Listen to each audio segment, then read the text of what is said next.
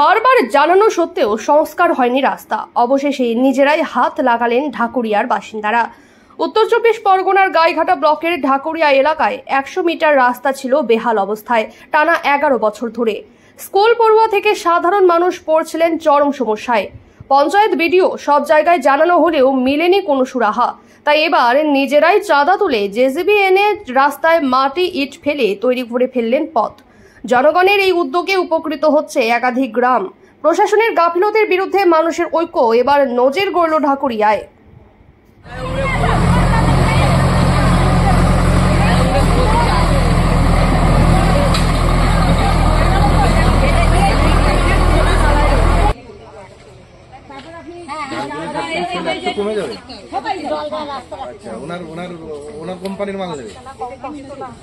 বাংলার স্বাদে বাঙালির সেবায় মা বাসন্তী হোটেল অ্যান্ড রেস্টুরেন্ট, ঠিকানা পোক্তাপুল, নারায়ণগড়, পশ্চিম মেদিনীপুর। আমাদের এখানে সকাল, বিকাল, দুপুর এবং রাত্রিকালীন আহারের সুব্যবস্থা রয়েছে। সুলভ মূল্যে আহারের একটাই ঠিকানা মা বাসন্তী হোটেল অ্যান্ড রেস্টুরেন্ট। আমাদের এখানে সমস্ত ধরনের খাবার অর্ডার নেওয়া হয়। প্রোপ্রাইটার ঝন্টু গেড়ে। Mobile number 9732543245। অভিযোগ বলতে আমাদের দাবি হচ্ছে এই রাস্তা সড়ক যোজনার রাস্তা। এই রাস্তা সব জায়গায় অধিক হয়ে আসছে। আমাদের এ পাশেতেও দেখছেন, এই যে দেখা যাচ্ছে, আপনারা দেখতে পাচ্ছেন আমাদের এই গার্লস স্কুল পর্যন্ত এর দূরত্ব, অথচ এই রাস্তাটা এখানে হেল্ড আপ হয়ে আছে। আমরা প্রশাসনের কাছে অনেকবার দাবি করেছি এবং সই সংগ্রহ করে আমরা অঞ্চলে দিয়েছি, বিডিও অফিসে দিয়েছি, আমরা ডিএম অফিসে দিয়েছি, আমরা জেলা সভাধিপতির কাছে দিয়েছি, তার ইঞ্জিনিয়ারের কাছেও দিয়েছি। তারা আমাদের আশ্বাস দিয়েছিল, এখনও তারা আশ্বস্ত করে আমাদের রেখে দিয়েছে। আমরা ইতিমধ্যে আমরা অঞ্চলে গিয়েছিলাম। অঞ্চলের থেকে আমাদের বলেছে যে আমরা ওখানে যে মিটিং করে একটা সুরাহার ব্যবস্থা করব। এখনও তারা আসলো না। বর্ষা এসে গেল। বর্ষা আসার জন্যে যেটা হয়েছে, এই আগের বৃষ্টিতে এই পর্যন্ত তারে বলে হাঁটু পর্যন্ত জল। সেই হাঁটু পর্যন্ত জল ভেঙে ছেলে মেয়ে বৃদ্ধ যারা স্কুলে যায়, প্রতিদিন দৈনন্দিন যারা স্কুলে যায়, তারা এখানে এসে জুতো খোলে, মোজা খোলে, তারপরে আবার স্কুলে যেয়ে জুতো মোজা পরে। এই হলো আমাদের কষ্ট। এই কষ্টের সুরাহার জন্যে আমাদের এলাকার মহিলারাই আমাদের আশ্বস্ত করেছিল যে রাস্তা আপনারা খালি একটু আমাদের সাথে থাকেন, আমরা মোটামুটি যাতায়াতের ব্যবস্থার জন্যে আমরা যা করার আমরা করব। আমাদের একটাই অভিযোগ, আমার আগে কাকিমা বলে গেল কি এই রাস্তা নিয়ে মূলত এখন প্রত্যেকের বাড়িতেই বয়স্ক মা বাবা আছে, বয়স্ক লোকেরা আছে।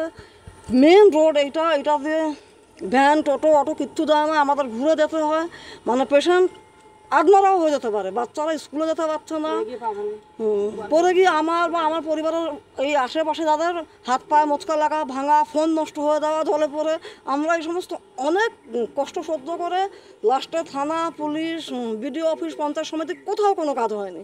লাস্টে আমাদের পাড়ার ঐক্যতা নিয়ে টাকা পয়সা কালেকশন করে বড়দের সমস্ত গার্জেনদের নিয়ে এই রাস্তা মহিলারা নিজেরা আমরা তৈরি করেছি যে মোটামুটি আমরা হেঁটে যাতায়াত করতে পারি।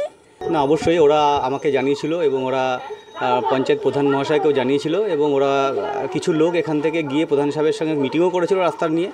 তা প্রধান সাহেব যেটা বলতে যাচ্ছেন যে কিছু টেকনিক্যাল প্রবলেম বলতে কিছু আইনগত সমস্যার জন্য উনি রাস্তাটা এই মুহূর্তে করতে পারছেন না, কিন্তু উনি আশ্বাস দিয়েছেন পরবর্তী পর্যায়ে বসে আলোচনার মাধ্যমে রাস্তাটা করে নেবেন। কিন্তু জনসাধারণ তাদের নিজের মতো করে দেখছে, তাদের ভীষণ ডিফিকাল্টিস, তাই তারা নিজেরাই নিজের মতো রাস্তা করে নিয়েছে। হ্যাঁ, অবশ্যই রাস্তাকে শুধু পঞ্চায়েতকে আমি জানাইনি, আমি জানিয়েছি এবং 2023-24 অ্যাকশন প্ল্যানে আমার যতটুকু করার দরকার আমি সেটুকু করতে পারি। 2023-24 অ্যাকশন প্ল্যানে আমি রাস্তাটা দিয়েছিলাম। আবার আমি রিপিট করছি, প্রধান সাহেবের কাছে আমি বলেছিলাম এবং উনি আশ্বস্ত করেছেন। এখানকার লোকরা গেছিলো, বলেছেন যে উনি রাস্তাটা নিয়ে বসবেন এবং করবেন। এবং আমার যেটা ক্ষমতা আছে, আমি একটা রাস্তার প্রজেক্ট দিতে পারি 23-24, মানে যে কোনো একটা অ্যাকশন প্ল্যানে, যেটা আমি দিয়েছি 23-24 সালে। সেখানে কিছু এবার টাকা অ্যালটমেন্ট বা কাজ হবে সেটা দেখবে কে? প্রধান সাহেব।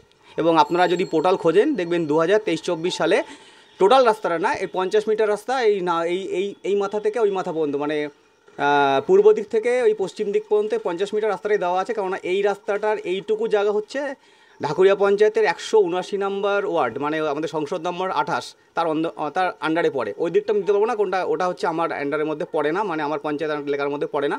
আর বাকি যা রাস্তা এখানকার জনসাধারণ করেছে, কারণ দুর্বিষহ যন্ত্রণার মধ্যে অনেক বছর ওরা কাটিয়েছে, সেক্ষেত্রে আমার কিছু এখানে করার নেই।